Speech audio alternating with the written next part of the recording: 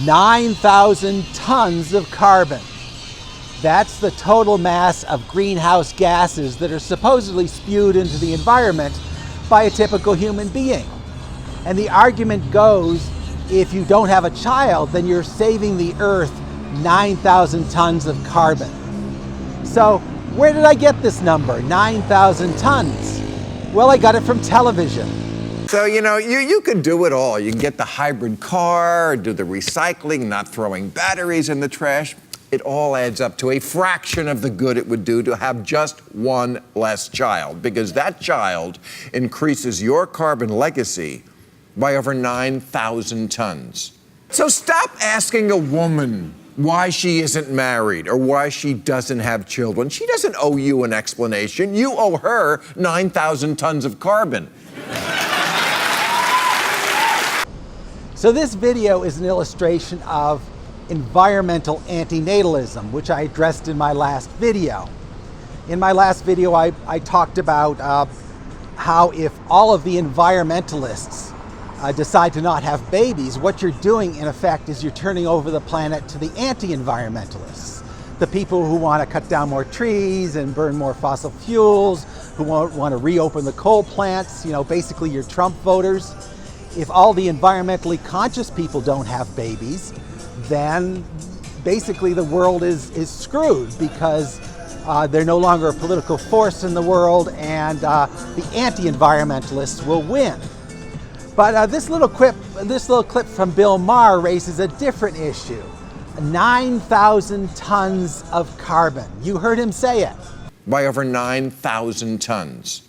I don't know how he's defining this, but it's probably the amount of carbon dioxide that we exhale, along with the carbon footprint of all the products that we consume. For example, if we drive a car, we are spewing carbon dioxide into the environment. So you add up all of those causes, all of those triggers that each individual is generating, and what you get supposedly is 9,000 tons. But that is a huge number. A ton in American terms is 2,000 pounds. So if you've got 9,000 tons of carbon, you've got 18 million pounds of the stuff. And that's a huge amount, even over the course of a lifetime. If you live for 80 years and you prorate that carbon usage, you're coming out with 225,000 tons of carbon each year used by each human being. And that's about 600 pounds per day. So I'm walking down the street, I'm using carbon, but I'm not using 600 pounds of carbon, even over the course of the whole day. Now, when I breathe out carbon dioxide, I'm putting carbon into the atmosphere. I'm taking the food I eat and the oxygen I breathe, and I'm spewing it out as carbon dioxide. That's about 2.5 pounds, 2.3 pounds of carbon dioxide that I generate every day. 2.3 pounds is not 600 pounds of carbon dioxide. I drive a car. Let's say I commute every day to work. Well, I'm using gasoline. I'm supposedly generating 20 pounds of carbon dioxide for every gallon that I use in gasoline. And that's a little bit deceptive, because first of all, we're talking about carbon dioxide. Most of the weight of carbon dioxide is in fact oxygen. But if we talk about just the carbon atom, there's a really easy way to look at this. When you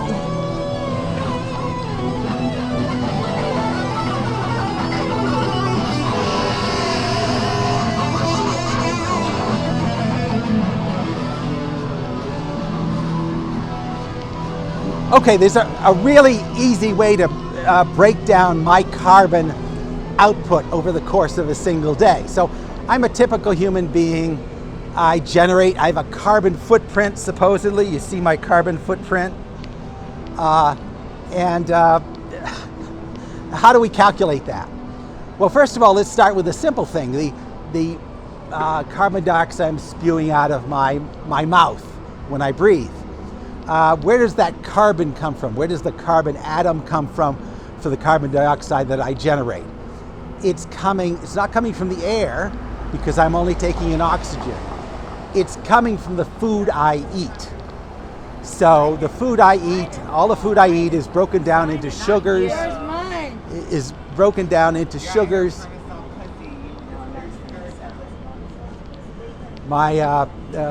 All my food is broken down into sugars and residual matter. The residual matter comes out of my body as poop, and all of the rest is going into my body and will eventually be turned into waste products, either carbon dioxide or urine. So there's an easy way to measure how much carbon mass I am generating, and you just take the food I eat minus the poop I poop out, and you take that weight, and that is that's the maximum weight of carbon I'm putting into the environment. So that's really not a lot. That's probably about a pound. And again, we're taking less than a pound of sugars, and we're turning them into 2.5 pounds of carbon dioxide, and that's because most of the weight of carbon dioxide is oxygen. Same thing with a car. You know that a car burns gasoline, so the total volume of carbon atoms that are put into the environment can't weigh more than the weight of the gasoline that you put into the car. So 1 gallon of gas, which might get you through your daily commute back and forth, that's about 6 pounds. For 1 gallon of gas, it spews out supposedly 20 pounds of carbon dioxide. So if you've got 20 pounds of carbon dioxide from the car you drive and 2.5 pounds from the air you breathe, that's 22 or 23 pounds of carbon spewed into the atmosphere every day by you. That's not 600 pounds of carbon. So I don't see how Bill Maher can say 9,000 tons is being spewed out by every human being on Earth. That's simply not true. We can continue the analysis. Well, you're eating food. Let's say you eat meat. You are generating secondhand carbon, putting secondhand carbon into the atmosphere by eating a cow. Let's say over the course of the year, you eat a full cow, the equivalent of a full cow and all the meat you eat. Well, again, that cow is breathing oxygen. That cow is not generating, call it another 10 pounds of carbon being generated by that cow. That still doesn't bring you, that brings you to 33 pounds generated every day, nowhere near the 600 pounds per day that Bill Maher is claiming. And you go down the line and you look at every product you use. Well, you buy a car. There's energy is going into the car and into making the car, and that's adding to your carbon footprint, but you only buy a car once every 4 years or so. A car lasts a good long time, so even though there's energy has gone into making the car, same thing with all the products that you use. There is a certain amount of carbon footprint in buying a package of lollipops, but it doesn't come anywhere close to this 600 that we're claiming. Furthermore, this isn't like you're just taking from the environment and not giving back. When you spew out carbon by whatever means you do so, that is food for plants, and plants are taking your carbon dioxide and they're turning it back into oxygen through photosynthesis. So it is mainly a closed system. On planet Earth itself, no carbon is created or destroyed. It can only be sequestered, that is taken out of the air, or it can be put into the air. And the main problem with the main reason we have global warming, I'm not denying global warming, I believe it's a real threat, but that has come about through hydrocarbons, through burning of coal and oil and gasoline and gas. This is where we're taking carbon out of the ground where it has been sequestered and putting it into the environment. So each person, this corresponds to each person uses a certain amount of petrochemicals, but it's not even throughout the world. For example, in Norway, they rely on hydroelectric power for their domestic needs for the most part.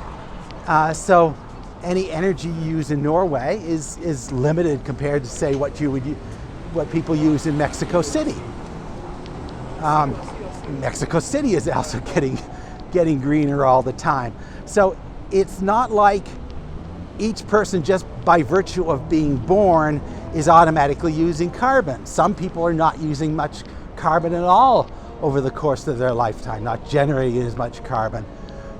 So it's unfair to group Norwegians in with, say, Chinese in a very polluted city. Every person you add in China, maybe that's generating more carbon than in Norway. At the same token, Norway is a petrochemical producer. They produce a lot of oil and gas that they ship to China, that China goes ahead and burns. So is Norway responsible for that? Maybe it is, maybe it isn't. But having a child in Norway is not affecting how many fossil fuels are burned in China. So it's completely irrelevant to a Norwegian. There are lots of good reasons to have a baby or not have a baby. But the idea that just by having a baby you're generating carbon is false. I think that's a dubious argument. It's just as dubious as, in its own way, as people who deny that climate change is happening at all. So you have to be really skeptical. I could go on and on about this, about how this whole idea of a carbon footprint is fundamentally flawed, at least when it comes to the decision of whether or not to have children. I think if you look at these claims like what Bill Maher has made, you're going to find a lot of defects. Bill Maher has already made his choice. He's made his choice to not have children. Now he is trying to justify that choice. And lots of good ways he could justify it. But the environmental argument, the carbon footprint argument, is not one of those good justifications. So I want to leave this alone because I am not in demographic doom. I'm not talking about climate change. Climate change is a big thing. My argument is that population change is a bigger thing. It is going to be more devastating for humanity in the near term, within the next 50 years, than climate change will be. We're not producing enough babies. We're not producing the right kind of babies. We're not producing the environmentally conscious babies. We're turning over childbearing to the non-environmentally conscious.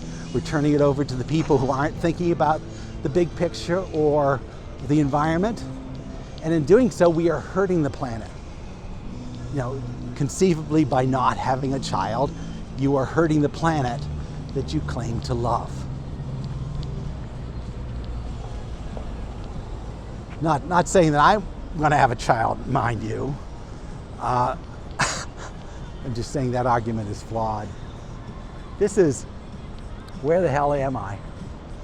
Pretty sure that's where I am.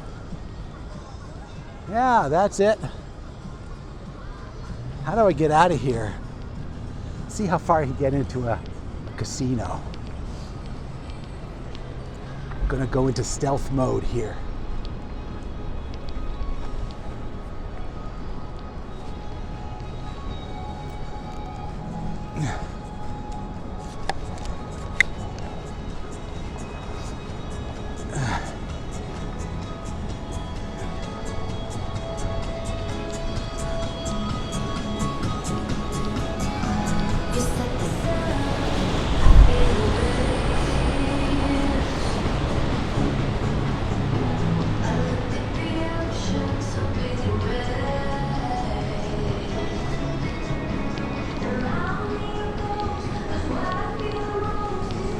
Not terribly busy today. Reno kind of looks like it's dying. There's a lot of abandoned hotels and just not many people in the streets anymore. Granted, this is midweek. I think there's kind of a lesson here for population change, because these casinos here were built for the baby boomers. And the baby boomers are going to die. Baby boomers are retiring, which might bring them to places like Reno a little bit more often. But the clientele, the market for places like this, I think, is diminishing. At least here in Reno, people go to Vegas instead. It always looks like it's booming in Vegas. Where the hell am I?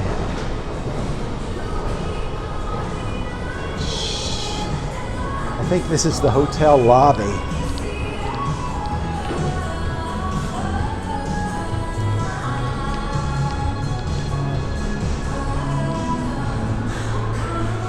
How do I get out of here? I want to get out of here.